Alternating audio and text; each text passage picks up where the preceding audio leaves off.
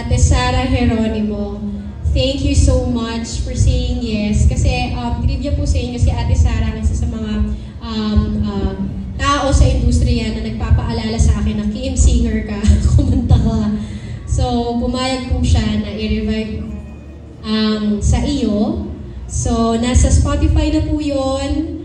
At yes, thank you Ate Sara. I love you so much. Ayun, thank you so much. Sample daw, sample. Ayun, naririnig niyo na po yun siya. Live. Ayun, sige. Popstar royalty kay SG. Maraming salamat for giving us sa iyo.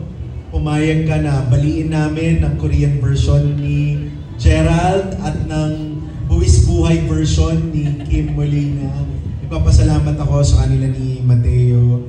Then, nagpapasalamat din ako sa aking Viva family, sa inyong lahat for making this possible, ang aming third reunion project ng Kim J. Of course, with this bunch of talented individuals. Panoorin po ninyo on May 29 ang Soulmate, ang Cinemas Nationwide. Sa 28 ang aming premiere night. Hindi lang kayo kikiligin, I'm sure. Hahanga din kayo dahil tuwang-tuwa po ang aming mga Korean counterparts sa Filmline Korea na panood na nila.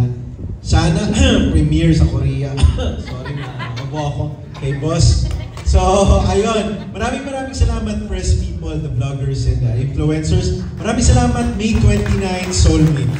Okay. Pero yung counterpart po namin sa Korea na Filmline, meron po silang guidelines ng kung ano sana yung itsura ng magiging output ng Pilipinas. Parang sa kanila kasi, so Eugene, parang dapat kahit squatters area, presentable, mabango yung tao, malinis. Dapat ganun ang Korean, nila hindi poverty porn. Kumbaga parang hindi bentang-benta yung kahirapan. So, dito sa Pilipinas, dahil ang kwento niya yung pamilya ni Kim nasa lanta ng bagyo, tapos mayaman yung pinagkatrabahuan ni Gerald. Yung pinakakwento ng Soulmate is magtatagpo yung kanilang mga souls sa panahon na stress yung character ni Kim at stress din yung character ni Gerald because they want to achieve something. So, yung eksena sa Pilipinas ay Pilipinas talaga. Wala po kaming dinayang shoot, nag-Korea talaga kami. Talaga pong ni-request namin kay Boss Big na Korea. Korea talaga. Okay. Tapos direct, kasi yung mga past films mo, ang daming binabali. Parang binabali na paniniwala, kung ano man yun, kultura or pag-uugali ng mga tao. Anong binali mo sa pelikulang ito? Binali mo ba yung mga parang formula ng mga Korean films? Well, ang una ko pong binali dito yung ilong ni Gerald na Paul. Para po maging Koreano siya.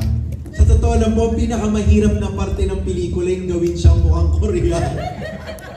Doon po kami hirap na hirap since look test hanggang mag-pack up, doon po kami hirap na hirap.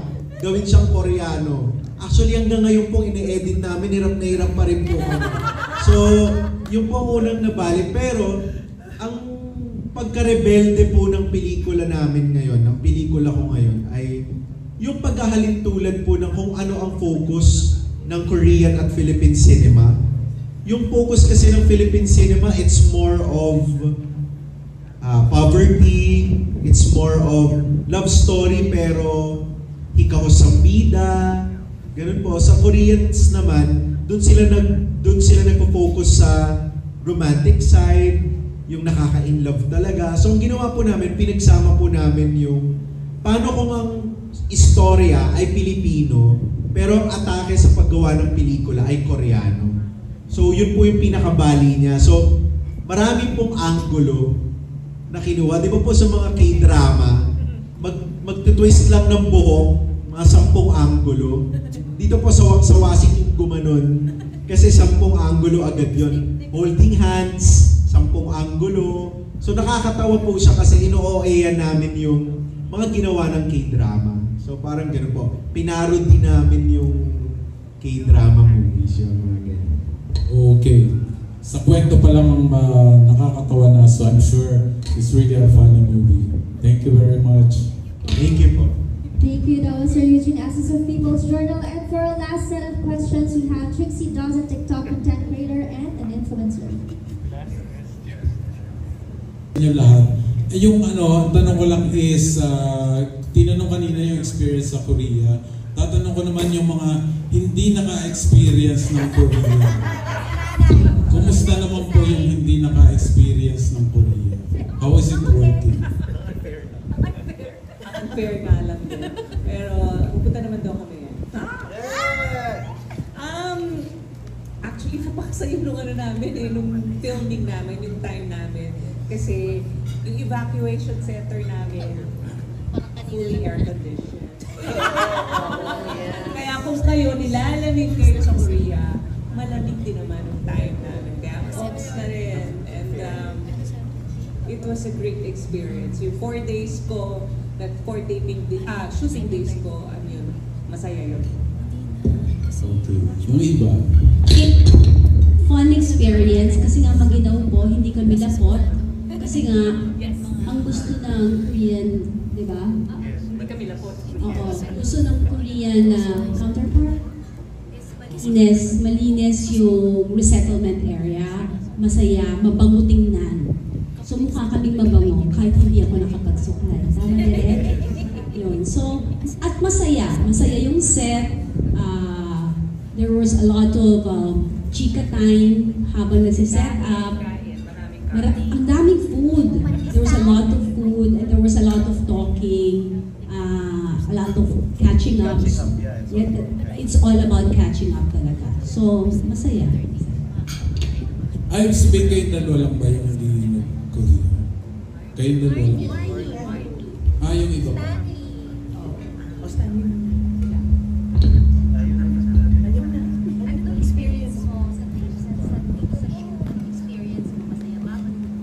Why? Or hindi pa kayo sure? So again, hindi pa sure. Yes, oo. Soulmate ko na si Kim. Oo, ganun na. Tagal na natin eh. Papa-eme-eme pa ba? So, yes friend. I think so.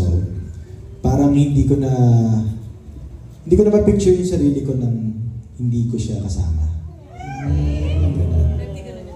Pero hindi ganun yan dati. Alam ni Nanay Isa yan. Di ba? Alam niya yan. Saksi siya. Saksi siya. Ako po oo naman.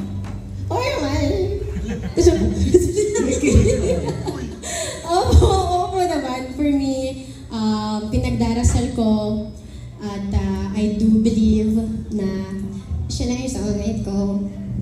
Sana naman, no? Medyo matagal po kasing mahirap na po ulit na mag-umpisa sa So, ayun.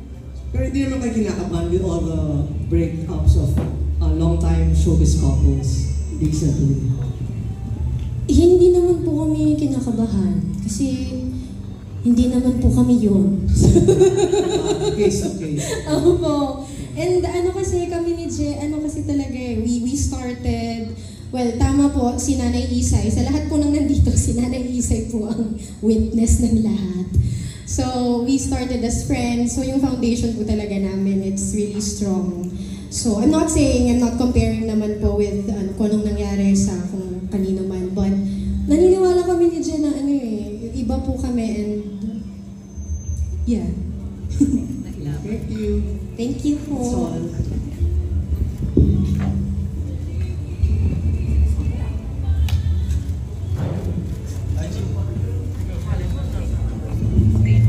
Ayan po. Ang game po natin ay pass the mic. Okay. So up next, we have June